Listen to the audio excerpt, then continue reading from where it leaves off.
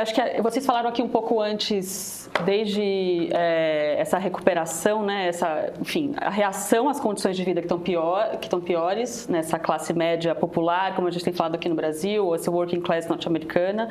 Vocês falaram um pouco da religião como um caminho, talvez aí um caminho fácil, mas na verdade aqui o que vocês também já começaram a tangenciar, e a gente fala bastante antes, na chave do uso político, né?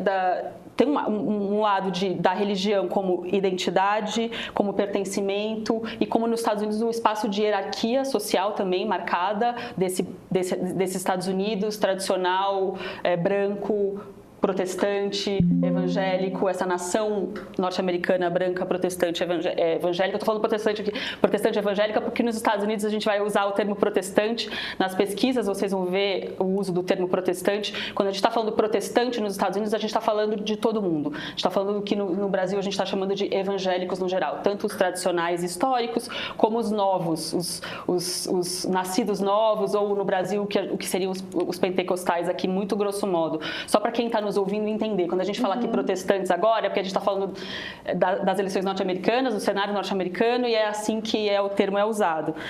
Então, a gente está falando de identidade e pertencimento, e a gente está falando também de tradição, moral, e aí a gente, nas eleições norte-americanas, a gente, inclusive aqui no meio, fez uma conversa online específica sobre nacionalismo cristão. Exato. Com o Guilherme Casarões, que esteve aqui com vocês, com a Ana Virgínia da Folha, com o Ronilson Pacheco, que é teólogo e pesquisador especificamente desse campo.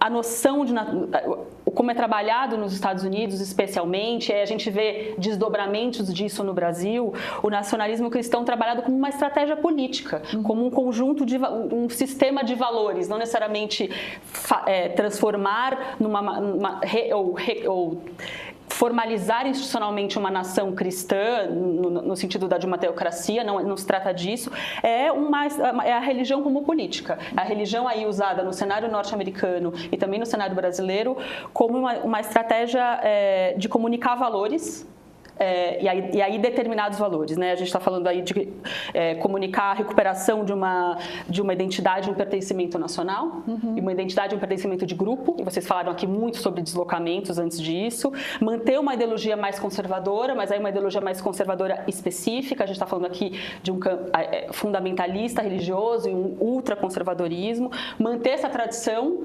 a tradição de forma geral e que está perdida, que fez com que na cabeça de muitos desses eleitores fez com que a vida estivesse pior, as condições de vida hoje estão pior, porque a gente precisa recuperar essa visão de um tradicionalismo trabalhado a partir da religião, resgatar e proteger a moral em todos os níveis, em todas as camadas. Vocês já falaram aqui sobre outros temas ligados à moral, e proteger a família e os valores tradicionais da família. Então, quando a gente está falando da mobilização da religião no cenário norte-americano, no Brasil, mas hoje a gente está falando especialmente do cenário americano, a gente está falando de um nacionalismo cristão aí mobilizado nessas frentes. Agora, eu até dei um gole d'água aqui para me recuperar. Agora, tem uma parte dessa estratégia de usar o discurso religioso como política, né, que está muito favorecida para o Trump agora, que é o fato de que parte desse discurso passa pela vitimização, né? Pelo mártir, pela construção de um líder político cuja trajetória política tem momentos muito desafiadores e a superação desses momentos seria praticamente uma prova divina de que ele é um escolhido, uma coisa assim, né? Ao mesmo tempo, as instituições ficam num beco meio sem saída, porque se você não, entre muitas aspas, persegue judicialmente a pessoa que cometeu um crime, que tentou um golpe, você simplesmente larga a mão do jogo democrático, você entrega de uma vez, sim, né? Você enxerga um caminho, como é que você enxerga essa dicotomia aí do mártir perseguido e da pessoa que realmente precisa ser colocada dentro dos padrões legais e constitucionais do país? A gente fala disso muito no Brasil, né, Pedro, Marilise e Luiz? A gente vai ver isso sendo explorado ao extremo. Já foi explorado ao extremo e muito mobilizado no atentado contra o Trump recente, naquela imagem icônica que foi produzida e que ela já está sendo agora repetida por agentes políticos brasileiros para retomar essa ideia do escolhido de Deus, do protegido de Deus. Ele destaca isso agora no discurso da vitória, nessa madrugada. Então, essa já sabíamos, será e continuará sendo uma estratégia mobilizada e explorada. Quer a justiça condene ele, quer a justiça não condene. Quer as instituições cumpram o seu papel, quer as instituições não cumpram o seu papel.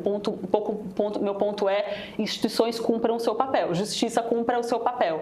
Porque essa é uma retórica que tem, sim, tem eco, mas ela já foi e será usada e explorada, cumpramos a lei ou não. A gente estava falando aqui no Brasil sobre quanto a gente aceita esticar a corda das regras eleitorais, das regras do sistema eleitoral, para que tudo seja permitido, porque já é uma estratégia da extrema-direita se colocar como vítima e, ao fazer isso, conectar com um discurso mais religioso. Isso vai acontecer de qualquer jeito.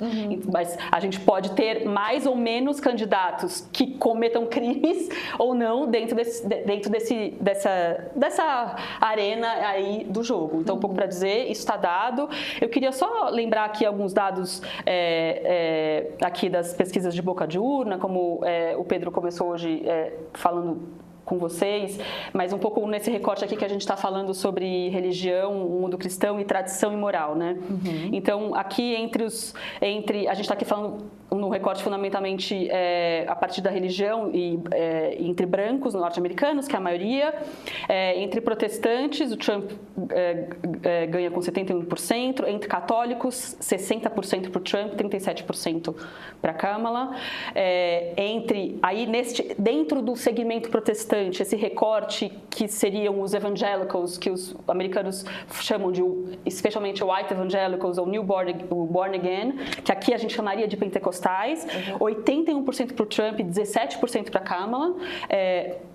Isso nesse recorte específico. A gente está falando entre pessoas casadas, o Trump ganha 55% contra 44% ele ganha entre casados homens e casados mulheres. Mas aqui é o dado dos casados, também tem o desagregado. E não casados, a Kamala ganha. Aqui raça, vocês já falaram. Religião em geral, como eu disse, ele ganha tanto entre protestantes como entre católicos. Entre quem acha que o aborto deveria ser legal em todos os casos, a Kamala ganha com 88%, e quem acha que deveria ser legal em alguns casos, ela ganha com 51%. Quando a gente vai para quem acha que o aborto deveria ser ilegal, na maioria dos casos, o Trump ganha com 91%, e quem acha que o aborto deveria ser ilegal, em todos os casos, ele ganha com 87%. Ele ganha entre militares, e também está muito marcado ali a pergunta sobre quem é liberal, moderados e conservadores. Entre os conservadores, a vitória do Trump é mais de 90%. Então, aqui a gente está falando não só do recorte de religião, que faz parte da divisão aqui, do mundo cristão norte-americano, mas a gente está falando de outros vetores que apontam essa tradição moral e defesa da família como um vetor que empodera e que está orientado a apoiar o Trump. E isso já acontecia antes das eleições de 2016 e de 2020. Então, isso que eu ia te perguntar, porque a primeira vez que eu te entrevistei foi muito legal, porque você me contou a história do envolvimento da política, da religião com a política no Brasil. E quando a gente coloca nessa perspectiva, muitas coisas se esclarecem, né? Nos Estados Unidos, claro que sempre tem, né?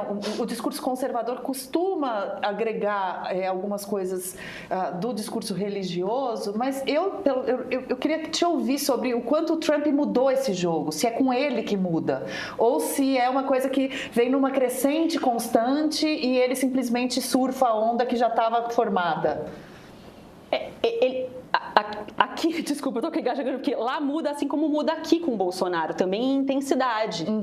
Na verdade, claro, tem uma onda ali que está sendo formada, e você falou sobre isso hoje no começo, nesse casamento aí, especialmente da cruzada contra a ideologia de gênero, a colocação desse tema como pauta eleitoral. Isso acontece nos Estados Unidos também. Isso aí a gente está falando aqui um pouco pré-2016, né? Aqui também acontece pré-2016, e aí o Trump vai trabalhar isso fundamentalmente, como eu comecei falando aqui, como estratégia política, narrativa. Vamos chamar de marketing político, narrativa, estratégia eleitoral, centrando na ideia da nação norte-americana, da identidade cristã e da supremacia branca, no sentido da maioria branca da população norte-americana. Então, ele leva isso a uma outra escala, assim como o Bolsonaro levou aqui numa outra escala. E aí, a estratégia que ele adota nos Estados Unidos e que tem sido vitoriosa, vai sendo impressa em outros cenários nacionais, mundo afora. Perfeito. Deixa eu jogar a bola lá para o Rio, porque eu sei que eles também querem participar desse bate-papo aqui com você, Carol. Pedro e Marilise e Lu querem fazer aqui algum comentário, alguma pergunta com a gente?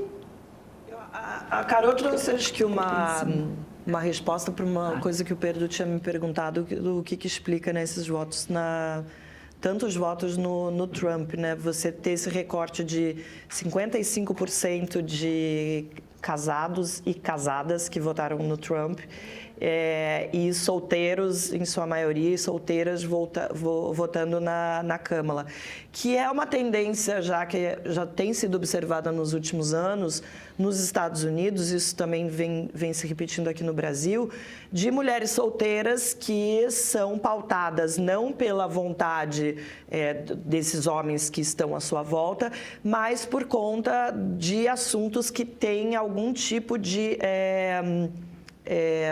gente, me fugiu a palavra. Ingerência na vida delas. Exatamente, ingerência na vida delas, que são as pautas reprodutivas, apesar de que nos Estados Unidos, enfim, grande maioria das pessoas, quase 80% das pessoas são favoráveis ao direito ao aborto, mas então, direitos reprodutivos, igualdade de gênero, igualdade salarial, o combate à violência contra a mulher, então todas essas pautas que acabam fazendo com que as mulheres se identifiquem mais com um candidato que também tem essas pautas, mas isso são as mulheres solteiras. Deixa eu então encaixar uma pergunta aqui para a Carol. Deixa eu só encaixar uma pergunta aqui, Flávia. Carol, tem um momento que eu acho particularmente interessante, isso é certamente uma coisa que você conhece. É muito curioso que nos anos 70, na primeira metade dos anos 70, quando a Suprema Corte Americana toma a decisão do Roe versus Wade, que é a decisão que torna inconstitucional a proibição de aborto em todos os estados americanos, os protestos que vêm são da Igreja Católica. Os protestantes, evangélicos inclusive, não entram no debate. Essa não era uma questão para a igreja. E isso já era um mundo em que os televangelistas, né, os Jimmy Swaggarts da vida, já estavam começando a ter uma importância muito grande na televisão. Tem um momento ali, quando Reagan já está no poder, na primeira metade dos anos 80, em que um grupo de marqueteiros de dentro do Partido Republicano toma uma decisão de começar a tentar criar uma identidade conservadora no eleitorado, porque é aquela operação de marketing mesmo, no sentido de eu vou criar um mercado para o produto que eu vendo, e o produto que eu vendo é o Partido Republicano. Um dos caras envolvidos nisso, inclusive, é o Roger Ailes, que é o sujeito que depois vai ser o cara que monta Fox News. Quer dizer, era uma máquina profissional mesmo. E eles fazem diversos estudos, têm debates internos, e eles fazem duas escolhas. Eles escolhem duas pautas. Uma pauta que eles escolhem é o aborto e a outra pauta que eles escolhem é a arma. Através das armas, eles vão para a NRA, que é a National Rifle Association, que era um clube de tiro. Era um clube de caçadores que defendiam o uso de rifles de caça para os momentos em que existia a temporada caça nos parques nacionais americanos. A NRA tinha uma política até meados dos anos 80 de exigir muitas licenças para quem quisesse ter arma de fogo em casa, não permitia o uso de arma de assalto. A NRA era muito, entre aspas, conservadora a respeito de quem poderia ter arma ou não. Porque eles falavam muito de uma coisa do uso responsável de armas, era uma coisa realmente voltada para caçadores. E no caso do aborto, eles percebiam aquilo como se a gente convence a massa protestante, principalmente a massa que está ligada nos televangelistas, de que aborto é uma questão importante e que aborto é uma questão... você dá uma razão de ligar a ideia de religião a uma coisa para a qual você tem que votar. Você tem que votar em deputados que vão derrubar o aborto. Porque antes não existia esse elo entre eu tenho uma religião, eu vou no templo do pastor tal todo domingo e, por conta disso, eu tenho que votar num deputado específico para defender determinada causa. Não existia esse elo. Quando eles começam a trabalhar, do ponto de vista de marketing, a ideia do aborto, e começam a trazer alguns pastores famosos para essa causa, você cria esse elo entre esse público e uma identidade partidária, que é um elo que, assim como você faz isso com a coisa das armas. Você vê esse movimento que a gente está assistindo agora como meio que uma continuação, como um grande sucesso dessa estratégia, e você faz algum tipo de comparação do uso desse tipo de estratégia com algo que possa estar acontecendo no Brasil hoje? Pedro, concordo, é exatamente isso. O histórico que você retrata é perfeito, é exatamente esse histórico. Sim, eu vejo como uma evolução. Nós que temos acompanhado esse tema vemos como uma evolução. Como eu comecei falando, por isso que, entre aspas, a gente está usando esse conceito de nacionalismo cristão, menos para discutir nacionalismo religioso, mas mais para dar um nome justamente a essa estratégia política do uso da religião como política de forma mais organizada, sistemática, fazendo esses links exatamente como você descreveu. E o Brasil politicamente vai colar e copiar exatamente essa estratégia que já tinha sido aplicada muito anteriormente e vai começar a aplicá-la ipsis literis, e é a aposta. Por isso que no Brasil a gente fala em nacionalismo cristão, entre muitas aspas, não por uma mera, nenhuma intenção de reproduzir contextos nacionais lá ou aqui, ou reproduzir o conceito de nacionalismo religioso lá e aqui, que são países com histórias de formação religiosa e demográfica muito distintas. Mas é exatamente nessa chave da estratégia política e isso está acontecendo. Eu destaco hoje, a gente poderia usar muitos exemplos das campanhas eleitorais recentes no Brasil, tanto a última nacional como as últimas municipais, mas especialmente a reação, né, a campanha nacional em 2022 e hoje dois posts nas redes sociais emblemáticos disso que você está falando, Pedro, que é o post da Michelle Bolsonaro, justamente enfatizando esses termos do nacionalismo cristão e dessa estratégia política com uma imagem do Trump sendo abençoado pelos seus pares políticos e pares religiosos. Uhum. E a gente poderia citar outros, muitos, mas também um post do pastor Cláudio Duarte, no Rio de Janeiro, um pastor bolsonarista de primeira ordem, mas que depois do 8 de janeiro se afastou, esteve próximo de Eduardo Paes nas campanhas agora na campanha de 2024, como uma base evangélica no Rio de Janeiro, mas que está hoje acessando exatamente essa cartilha e esses símbolos, essas mensagens, numa imagem do Trump salvador e sobrevivente no atentado contra ele durante a campanha, acessando aí essa estratégia de relação, identidade, as agendas conservadoras e religião.